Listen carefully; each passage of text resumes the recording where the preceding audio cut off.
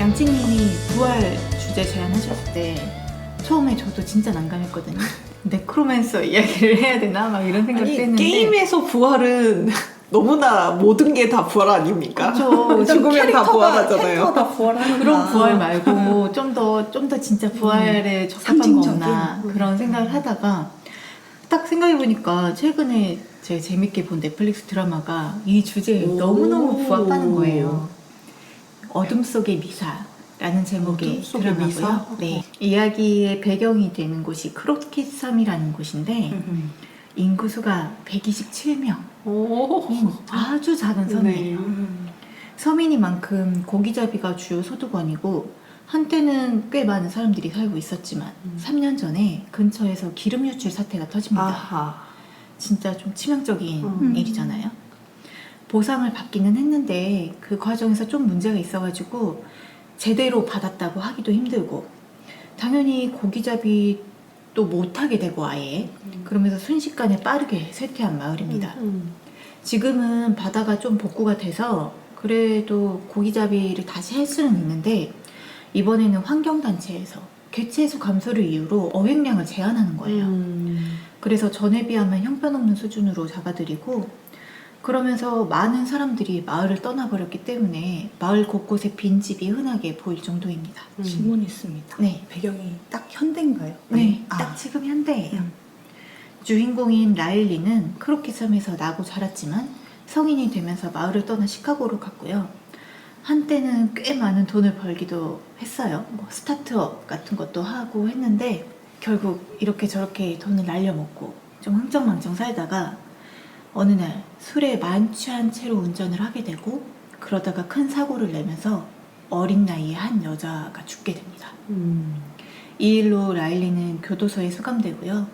4년이 지나서 가석방으로 풀려나 고향 마을로 돌아옵니다. 사고를 냈던 순간도 그렇고 재판받을 때도 그렇고 출소한 지금도 그렇게 한없이 무기력해 보이는 남자예요. 정말 그냥 살아있어서 사는 듯한 모습이고요. 그리고 매일 밤 자기가 죽인 그 어린 소녀가 등장하는 꿈을 꿉니다.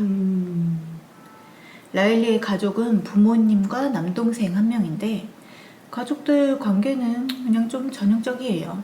아버지는 무뚝뚝해요. 본래 성격도 있겠지만 고기잡이 일이 큰 타격을 입었잖아요. 그리고 그 사이에 제 허리가 좀 많이 안 좋아졌어요. 근데 큰아들은 음주운전하다 교도소 가고 그 변호사 비용 같은 거 되느라 또 필요 이상의 지출도 있고 피해자 가족한테 배상도 해줘야 됐단 말이에요. 얼마나 힘들었겠어요. 라일리한테 다정하게 대하기는 좀 힘들겠죠. 어머니는 그 사회에서 버려진 듯한 큰아들을 어떻게든 품으려고 해요. 집안의 분위기가 어색하고 서먹할 때도 어떻게든 좋게 풀어보려고 하고 동생은 아직 고등학생인데 성격도 밝고 뭐 새벽에 일찍 일어나서 아버지 고기잡이 일도 돕고 라일리와 사이도 나쁘지 않은 편입니다. 그리고 이 라일리의 가족이 신실한 카톨릭 집안입니다. 마을에 작은 성당이 있고 그래서 마을 사람 대부분이 카톨릭 신자이기는 합니다. 라일리도 어렸을 때는 복사도 하고 여기서 복사가 뭐냐면 카톨릭 신자 아닌 분들 위해 설명드리면 신부님이 미사 진행할 때 옆에서 좀 보조하는 도와주는 도우미 역할 보통 청소년들이 하는 거예요. 복사도 할 만큼 라일리도 어린 시절에는 나름 열심인 신자였지만 지금은 그냥 스스로 무교라고 할 정도로 종교와는 상당히 멀어져 있는 상태입니다. 주말에 성당에 가야 한다는 어머니 말에 라일리가 굉장히 내키지 않아해요. 그것 때문에 아버지에게 좀 한 소리 듣습니다. 너 교도소 가 있을 때 너네 엄마는 매일 미사가 있든 없든 성당에 가서 널 위해 기도했는데 내키지 않아서 안 간다고? 이런 식으로 되게 뭐라고 한 다음에 무조건 가라. 근데 너 고해성사 안 받으면 성체는 모시지 마. 이렇게 이야기를 해요. 또 그 카톨릭 신자 아닌 분들을 위해 설명을 드리자면 천주교 미사에는 성체 성사 순서가 있습니다. 그 예수님의 살과 피를 나누어 받는 의미로 성체를 뜻하는 동그랗고 얇은 전병과 성혈을 의미하는 와인을 받아 마시는 건데 신자가 아닌 사람들과 또 죄를 짓고 아직 고해성사를 하지 않은 죄인들은 성체를 모실 수가 없습니다. 그래서 라일리 아버지가 라일리에게 성체 모시지 말라고 하는 거죠. 근데 우리나라에서는 일반적으로 미사에서 보통 성체만 모시는데 여기 어둠 속의 미사 드라마에서는 성체와 성녀를 모두 모시더라고요. 아마 인구수가 굉장히 적고 코로나 전이기 때문에 가능한 것이지 않을까 싶습니다. 원래 작은 마을이긴 하지만 그 안에서 성실하게 미사에 참석하는 사람들은 정말 몇 안 돼요. 원래 카톨릭 신자들 다 그쵸, 성당 잘 안 나오는 거 나이가 알죠? 일단은 라일리 가족이 있고 그리고 눈에 띄는 좀 휠체어를 탄 소녀의 가족이 있습니다. 소녀의 이름은 리자이고 라일리 동생과 동갑인 친구인데 이 마을에서 좀 불미스러운 사고가 있었어요. 마을의 소문난 주정뱅이가 총을 잘못 쏴서 그 총알이 리자의 척추를 관통한 거예요. 리자가 걷지 못하게 되고 평생 휠체어를 타게 되었고요. 그래도 여전히 밝은 모습으로 매주 부모님과 함께 열심히 성당에 오고 있습니다. 그리고 라일리의 눈이 자꾸 가는 사람이 있어요. 에린 그린이라는 이름의 여성인데 라일리의 고등학교 친구고요. 라일리보다 훨씬 더 빨리 거의 16살? 이때 마을을 도망쳐가지고 뭐 할리우드로 갔다 어디로 갔다 소문만 무성했었는데 바로 얼마 전에 홀로 임신한 상태로 다시 고향으로 돌아온 겁니다. 사실 그 둘이 되게 친했었는데 에린과 라일리가 친했었는데 그렇게 떠나버린 이후로 연락이 닿지 않았었기 때문에 여기 이 마을에 에린이 다시 돌아와 있다는 사실에 라일리는 좀 반가워해요. 그 외에도 뭐 채 20명이 안 되는 사람들이 띄엄띄엄 신자석에 앉아 있습니다. 그런데 미사가 시작되고 신부님이 입장하는데 성당에 온 사람들이 모두 당황합니다. 본래 이 성당은 프루잇 몬시뇨리라는 신부가 오랫동안 부임해 있었거든요. 근데 갑자기 다른 신부가 나타난 거예요. 여기서 이 몬시뇨는 성이 아니라 천주교에서 교황의 명예 전속사제로 확정된 성직자들에게 붙여주는 이름입니다. 프루잇 몬시뇨는 평생을 이 마을 성당에서 보낸 신부였기 때문에 신자들과도 친하고 그들의 이야기를 다 잘 알고 또 신자들이 그를 굉장히 의지했거든요. 근데 그런 프루잇 몬시뇨리 얼마 전에 그 80세 고령의 나이임에도 불구하고 해외로 2주간 성지순례를 갔어요. 근데 돌아올 날이 되었는데도 배를 탔다는 소식이 없더니 갑자기 되게 젊은 다른 신부가 나타난 겁니다. 젊어졌나? 예? 부활이라서 자, 당황하는 사람들에게 그 젊은 신부가 자신의 이름을 폴이라고 밝히면서 프루잇 몬시뇨리 성지순례 도중에 건강이 악화되어서 육지 후 병원에 들어갔고 교구에서 본인을 임시로 이곳에 보냈다고 밝힙니다. 너무 갑작스러운 일이라서 사람들이 좀 당황하지만 시간이 지날수록 이 신부가 참 괜찮은 사람 같아요. 정말 이 마을에 관심이 있어 보이고 신자들 한 사람 한 사람에게 그렇게 마음을 씁니다. 특히 미사 중간에 신부님 강론 시간 있잖아요. 말을 너무 잘해요. 진짜 언제나 좋은 타임이었는데. 아 정말 되게 상처받고 지친 사람들인데 그 사람들의 마음을 너무 위로해 주는 것 같은 되게 희망을 주는 그런 강론을 해서 미사에 참석한 사람들이 다 이 신부에게 좀 호감을 갖게 돼요. 너무 수상합니다. 강론 잘하는 신부님 수상하죠. 네, 너무 수상합니다. 말만 잘하는 게 아니라 행동도 헌신적이에요. 마을에 옛날부터 정말 독실한 매일 성당에 가는 그런 신자였지만 치매가 와서 더 이상 성당에 가지 못하는 할머니가 있는데 매주 그 집에 찾아가서 그 할머니만을 위한 미사를 진행해 주기도 하고요. 라일리가 미국 그 알코올 중독자들 가는 데 있잖아요. 제가 책 드링킹 편에서도 이야기했던 그 AA 익명의 알코올 중독자 모임에 매주 참석하는 게 가석방 조건 중에 하나였거든요. 그래서 그것 때문에 일주일에 한 번씩 배를 타고 육지에 가요. 근데 그 사실을 안 이 폴 신부가 본인이 직접 여기 지부를 만들어서 그 모임을 주도할 테니까 마을 내에서 해보자고.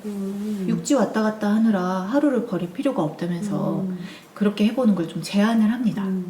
라일리가 그 제안을 받아들여요. 그래서 뭐 단둘이 거기 지어진 레크리에이션 센터 같은 데 앉아가지고 근데 라일리가 본인이 무교라고 한다고 했잖아요. 그 그 종교에 대해 굉장히 부정적인 생각을 가지고 있고 그 생각을 그 모임 첫날에 되게 가감없이 막 다 내뱉습니다.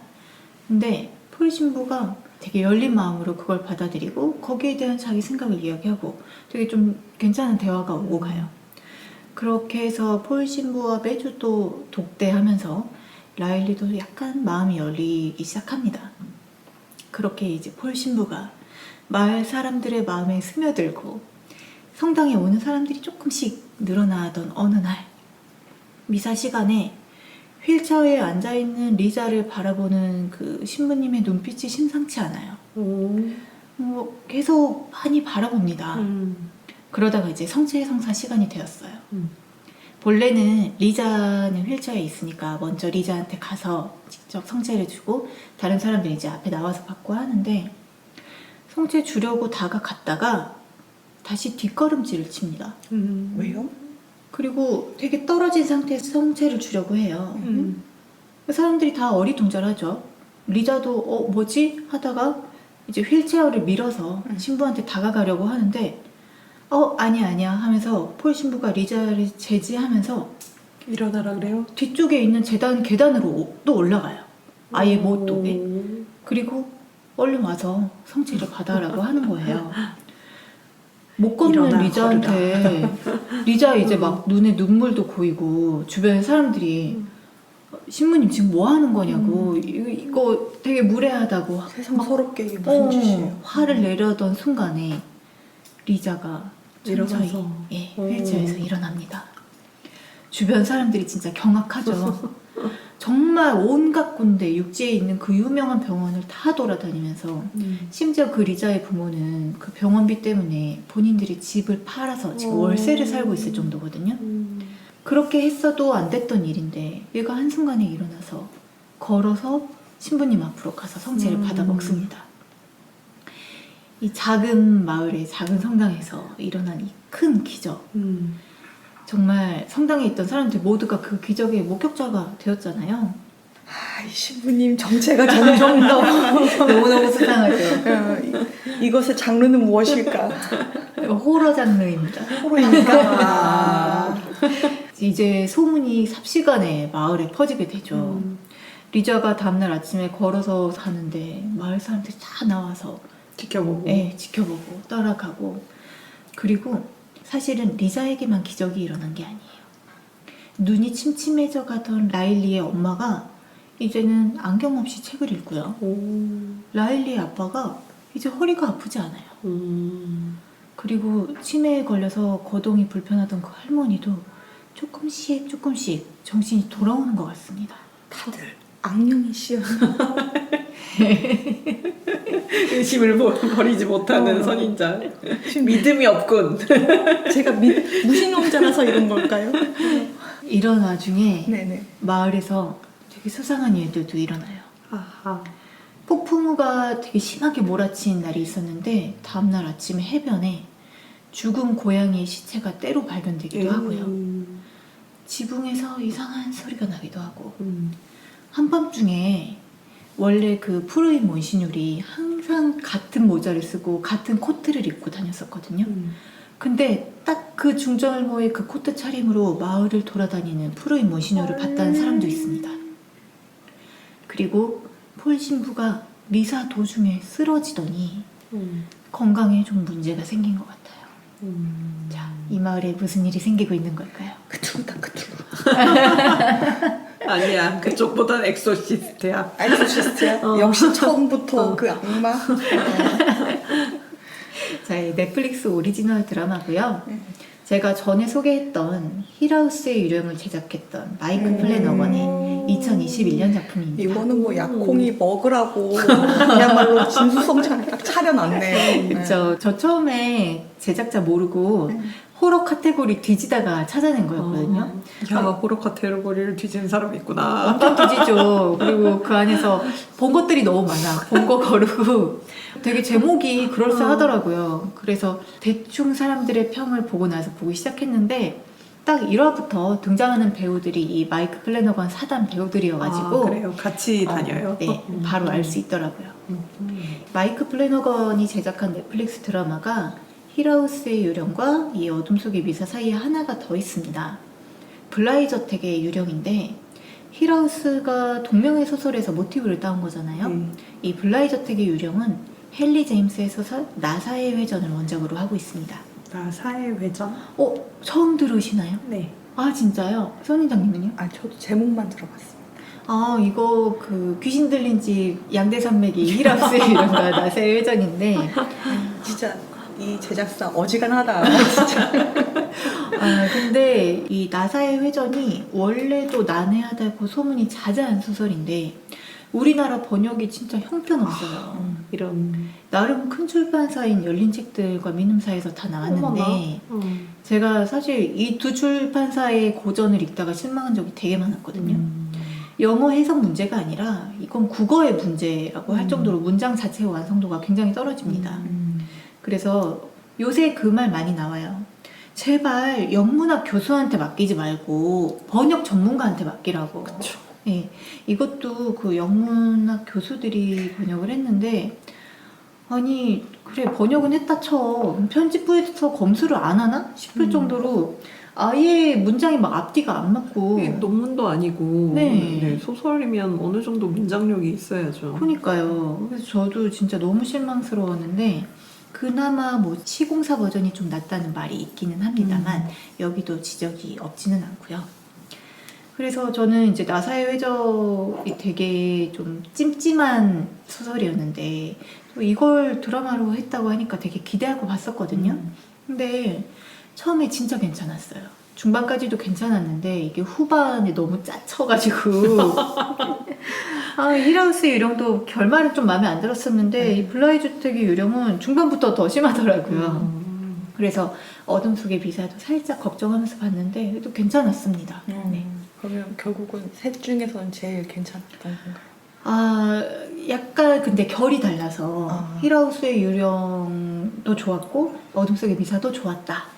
이렇게 말할 수 있을 것 같고 이 앞선 두 개 작품이 원작이 있었지만 어둠 속의 미사는 이게 마이크 플래너건이 직접 쓴 시나리오입니다. 이제는 내가 쓴다 이런 건가요? 근데 이 이야기가 진짜 오래오래 구상했던 이야기예요. 정말 데뷔작을 만들기 전부터도 계속 생각했던 이야기여서 뭐 소설로 써보려고도 하고 영화로 만들어 보려고도 하고 또 TV 시리즈로도 만들어 보려고 했는데 그게 다 좀 실패했대요. 그러다가 진짜 오랜 시간 지나서 넷플릭스 드라마로 만들게 된 거죠. 감독 본인이 어린 시절에 성당에서 복사를 하고 했었나 봐요. 근데 그때 그 자정미사를 할 때 그 분위기 같은 게 굉장히 인상 깊었다고 하더라고요. 그래서 그때 경험이나 또 군인인 아버지 따라서 되게 작은 섬에서 잠깐 살았던 적이 있어서 뭐 그때의 경험 그리고 성인이 된 후에 본인이 알코올 문제를 좀 겪었더라고요. 그래서 이런 것들이 다 이 이야기를 만드는 데 영향을 미쳤다고 합니다. 그 마이크 플래너건이 제작한 영화 중에 허쉬랑 제럴드의 게임이라는 영화가 있는데 이 두 영화에 어둠 속의 미사라는 책이 다 소품으로 등장을 해요. 이미 깔아놨군요. 예, 그러니까 중요하게 나는 나온 이것을 거 만들 아니라 것이다. 네, 맞아요. 이 프로젝트를 놓지 않겠다는 그런 의지의 표현으로 그런 소품으로 넣었더라고요. 그런 작품들은 좋죠. 음. 감독이 꾸준히 만들려고 했던 그렇죠. 뭐라고 해야 계속 되죠? 하려고 했던 이야기. 그런 이야기들 보는 거 좀 좋은 것 같아요. 네. 이 초반 스토리만 듣고는 좀 예상하기 힘들지만 드라마 전반에 걸쳐서 종교인에 대한 정말 신랄한 비판이 들어가 있습니다. 그래서 아주 독실한 카톨릭이나 개신교 신자라면 드라마가 불쾌하게 느껴질 수도 있어요. 뭔가 신성모독 이런 게 있어요? 근데 이 종교 자체를 비난하는 영화는 아니에요. 저도 약간 그 종교인에서 나는 그냥 무교다라고 말하게 된 게 종교가 사실 비판점이 좀 많이 있기도 하고 개인적으로 좀 권력화된 종교나 또 맹목적인 종교 생활에 대해 상당히 비판적인 입장인데 좀 제가 공감하고 나도 약간 저런 입장과 비슷하다라고 생각할 만한 것들이 이 드라마에 좀 많이 나옵니다. 성경에 진짜 많은 애매한 구절들이 있잖아요. 그걸 항상 자기 멋대로 해석해서 자기 주장을 정당화하는 데 쓸 수 있어요. 성경을 왜곡하고 자기의 사심을 채우는 데 종교를 이용하고 또 그걸 권력으로 휘두르는 사람들. 이런 사람들에 대한 이제 비난하는 시점이 되게 드러나는 드라마죠. 앞부분 스토리에서 언급하지 않은 등장인물이 한 명 있는데 이 드라마의 최종 빌런이라고 할 수 있는 인물이에요. 성경을 달달 외우고 교리를 정확하게 알고 있고 되게 종교에 헌신하는 것처럼 보이지만 사실은 성경의 가르침을 따르는 사람이 아닙니다. 이웃을 사랑하지도 않고요. 타인에게 자신의 종교를 계속 강요하고 본인이 옳다고 생각하는 거는 성경의 온갖 구절을 갖다 붙이면서 정당화합니다. 독단적이고 뻔뻔한데 말도 엄청 많아가지고 진짜 사람 질리게 하는 그런 너무 캐릭터예요. 싫다. 이웃들도 질려하고 시청자도 질려하는 그런 캐릭터가 나오거든요. 그렇다면 왜 이 드라마를 부활이라는 주제에 가져왔는가? 아, 기적이 아니고 왜 부활이죠? 그쵸. 악명이 아니라 왜 부활이죠? 이 스포의 시간이 돌아왔어요. 라고 하지만 난 저걸 보지 않겠지. 그치, 공포물이라서 보지 않겠지. 근데 그 공포가 그렇게 심하지 않거든요. 그 이야기를 애초에 그렇게 하면 안 되죠. 미스터리, 스릴러 이렇게 이야기를 했으면 봤을 거예요. 근데 아, 호러 이렇게 한 순간 안 되죠. 그것은 거짓말이라서 내가 할 수가 없다. 미스테리나 스릴러라고 할 수가 없다. 아 진짜? 네. 그 정도로 공포가 있어요? 본격 호러. 공포가 힐하우스의 유령 같은 공포는 아니에요. 막 귀신이 탁착 나오고 막 이런 막 깜짝깜짝 놀라는 공포가 아니긴 하지만 이게 이 드라마도 진짜 스포 없이 봐야 재밌는 드라마긴 해요. 저도 보다가 진짜 이게 이렇게 된다고? 막 이렇게 된 놀라운 전개들이 좀 있었고 특히 드라마가 전체적으로 계속 긴장감을 유지하거든요.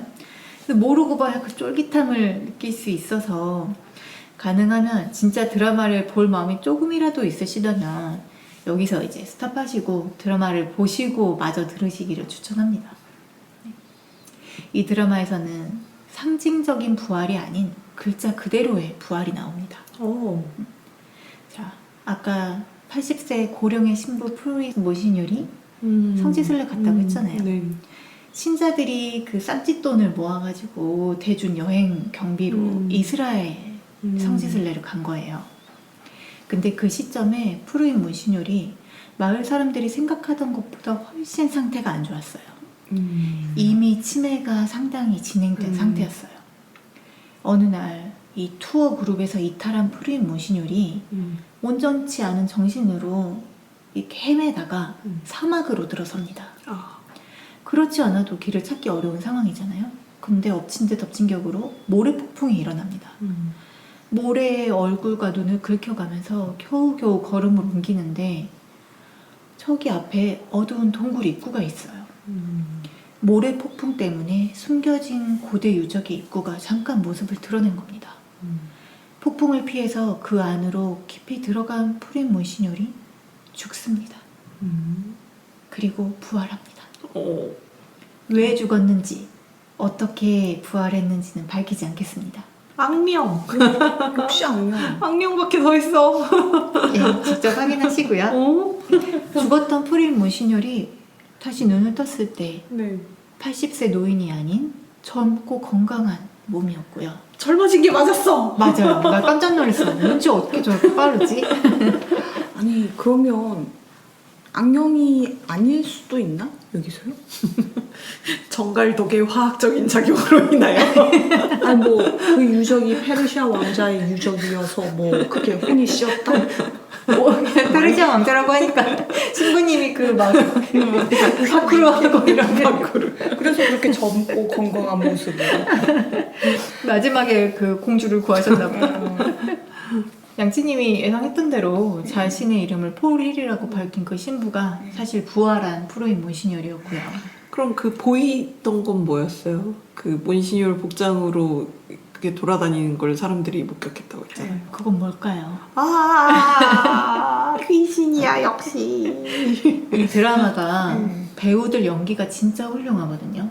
정말 다 연기를 잘하는데 그 중에서도 이 신부 역을 맡은 배우 해미시 링클레이터가 정말 극찬을 받는 중이에요. 젊은. 네네, 신부. 젊은 신부역. 되게 평범하지 않은 캐릭터잖아요. 네. 죽었다 살아난 부활한 인물이고 치매가 올 정도로 노인까지의 삶을 살았다가 돌아온 인물. 비밀을 간직하고 있고 모종의 계획을 세우고 있는 그런 인물인데 모든 마을 사람들의 비밀도 다 알고 있고. 그렇죠. 근데 이 되게 모호하고 의심스러우면서도 근데 또 보고 있으면 정말 좋은 사람 같아. 진짜 의심의 여지 없이 되게 정말 사람들을 사랑하는 사람이야. 이 이상한 신부님 역을 너무너무 잘해가지고 거의 이 드라마를 캐리했다 할 수 있을 정도고요. 그리고 이제 이 드라마의 연기 투탑이 이 신부님과 아까 제가 이야기했던 최종 빌런, 그 최종 빌런이 베브킨이라는 이름의 캐릭터인데 그 역을 맡았던 배우 이제 사만다 슬로얀, 이분이 또 어마무시한 연기를 보여줍니다. 정말 짜증나는 캐릭터거든요. 진짜 그 얼굴 딱 표정부터가 되게 독단적으로 보이고 마음에 조금 더 틈이 없는 것 같은 그런 사람인데 나중에 인터뷰 영상을 좀 봤는데 이분이 선하게 웃고 있는 모습을 보니까 제 마음이 너무 편해지는 거예요. 사실은 좋은 사람이었어. 아, 그치. 그 최종 빌런은 현실의 사람이 아니구나 하면서 저런 사람이 있으면 안 되지. 이 배우들 연기도 좋고 또 원래 마이크 플래너건이 그 편집이나 영상미 이런 게 다 좋아요. 그 카메라 움직임 이런 것도 되게 좋고 그래서 전반적으로 퀄리티가 높은 편이고요. 저는 결말 부분이 보기가 좀 힘든 부분이 있기는 했습니다만 고어적인 게 나와요? 그냥 좀 보기 괴로웠어요. 고스러워서라기보다는 사람이 괴로운 장면이 나와요? 그렇죠. 저렇게 되지 않았으면 좋겠는데 싶은 그래서 좀 스킵하면서 본 장면이 좀 있긴 했거든요. 근데 그래도 나쁘지 않았고 근데 원래 호평만 있는 작품은 없잖아요. 이 작품도 중간에 하차했다는 분들이 조금 있습니다. 자, 이유는? 일단 불편했다는 분들이 좀 있고 그리고 좀 이 드라마를 안 좋아하는 분들이 단점으로 꼽는 것 중에 하나가 말이 너무 많다. 대사가 너무 길다. 이게 있어요. 아무래도 신부님이 등장하고 뭐 강론도 하겠죠. 그리고 계속 성경 이야기가 나오잖아요. 토론하는 듯한 대화도 자주 오고 가요. 그 라일리와 신부님이 막 종교에 대해서 대화를 한다거나 애당초 이 드라마 자체가 종교와 거기 엮인 인간의 근본적인 문제들 삶, 죽음, 구원, 회복, 갱생 이런 것들에 대해 계속 이야기를 하거든요. 근데 등장인물들이 그런 거를 직접적으로 되게 자세하게 언급할 때가 많아요. 그럼 이거를 너무 관객한테 좀 직접적으로 설명한다 이렇게 느끼는 사람들이 있더라고요. 근데 이 주제가 흥미로운 사람들한테는 이게 전혀 길게 느껴지지 않을 거고 종교에 아예 관심이 없는 분들이다. 나는 그냥 뭐 화끈한 호러 보고 싶다. 그런 분들한테는 지루하게 느껴질 겁니다. 진짜 할 이야기가 많은데 이거 스포 때문에 하질 못해요. 그냥 저희끼리 나중에 좀 해주시죠. 오프더라도. 보시고 와서 하면 안 될까요? 그러게 선인장님은 되게 좋아할 것 같은데요. 그 선인장님이 진짜 잘 재밌게 보실 것 같고 양치님도 무섭지 않아요. 볼만할 것 같아요. 당신의 무섭지 않아는 묻지 않아. 내가 진짜 히라우스의 유령은 추천을 못하고 블라이저택의 유령도 추천 못해요. 거기도 유령이 그냥 나오거든요. 근데 이거는 그러지 않고 이게 보고 나면은 진짜 생각이 많아지는 드라마예요. 그렇게 해서야만 했을까? 만약에 그때 그 자리에 그 인물이 없었다면 어떻게 됐을까? 뭐 그런 생각들 있잖아요. 자꾸 이렇게 곱씹어 보게 되는 드라마고 또 인간이 자기의 어떤 욕구나 현재 상황을 어떻게 합리화하는지 그 과정이 되게 잘 드러나는 드라마라서 그걸 보는 재미가 있고 또 보고 나면 약간 스스로를 좀 돌아보게 되는 약간 말씀하신 게 혹시 그 공포라는 게 현실 공포인가요? 아니에요. 그런 그러진 건 않아요. 아니에요? 네, 그렇진 않습니다. 제가 계속 이야기하지만 호러 카테고리에 있지만 그닥 무섭지 않고요. 힐하우스의 유령이 10부작, 블라이저택의 유령이 9부작인데 이 어둠 속의 미사는 7부작이에요. 좀 짧은 편이잖아요. 그래서 더 가볍게 즐기실 수 있으니까 이 무더위가 완전히 가기 전에 꼭 보세요. 이미 쳐서. 지금 약간 선선할 때 좋겠어. 밤에 살짝의 싸늘함을 느끼면서 보시는 걸 추천합니다. 뭐 7이라는 숫자가 기독교에서 좀 의미가 있잖아요. 그래서인가? 그런 게 뭐 들어가 있는 7부작인가요? 그럴 수도 있는 게 그냥 온통 종교에 대한 은유 범벅이라고 봐도 될 정도예요. 그 정도예요? 그렇기 때문에 그렇게 해석하셔도 됩니다. 자, 오늘 저희 부활을 주제로 이야기해봤습니다. 선인장님이 굉장히 마음에 들어하지 않는 주제였어요. 아니에요. 네? 방금 전까지 엄청 비난했잖아요. 그러니까 비난은 비난받았어. 비난이고 비난은 항상 합니다. 누구가 무슨 주제 들고든 항상 하기 때문에 주제를 제안한 사람은 무조건 그냥 비난한다. 일단 그건 디폴트. 그러니까 뭐 그걸 가지고 싫어했다. 아니에요. 저는 뭐 부활 주제로 사실 이 드라마를 예전부터 볼 때 딱 보자마자 이거는 팟캐에서 한번 이야기하고 싶다라고 생각했었는데 좀 까먹고 있었거든요. 그러다가 양치님이 부활 주제를 던져주셔서 되게 적합하게 들고 온 것 같아서 다행이네요. 네. 그리고 약간 부활이라고 생각했을 때 들어맞는 이미지의 작품을 들고 오신 것 같아서 뭔가 그쵸. 종교적인 색채가 있고 네. 맞아요. 선인장님의 부활 듣다가 참 마음의 평화를 얻네요. 감성의 부활. 맑은 소녀의 부활로 붙일까요? 여러분들이 왜 제 감성을 못 따라오는지 이해가 안 되네요. 그러니까 나는 아직 부족한 것 같아요, 내공이. 오늘 호밀빵을 드시면서 좀 다시 한번 생각을 해보시기 바랍니다. 네. 오늘 또 모두 수고하셨고요. 저희 52화는 또 모두가 재미있는 소재 선정을 할 수 있는 좋은 주제를 잘 골라보도록 하겠습니다. 들어주셔서 감사합니다. 감사합니다.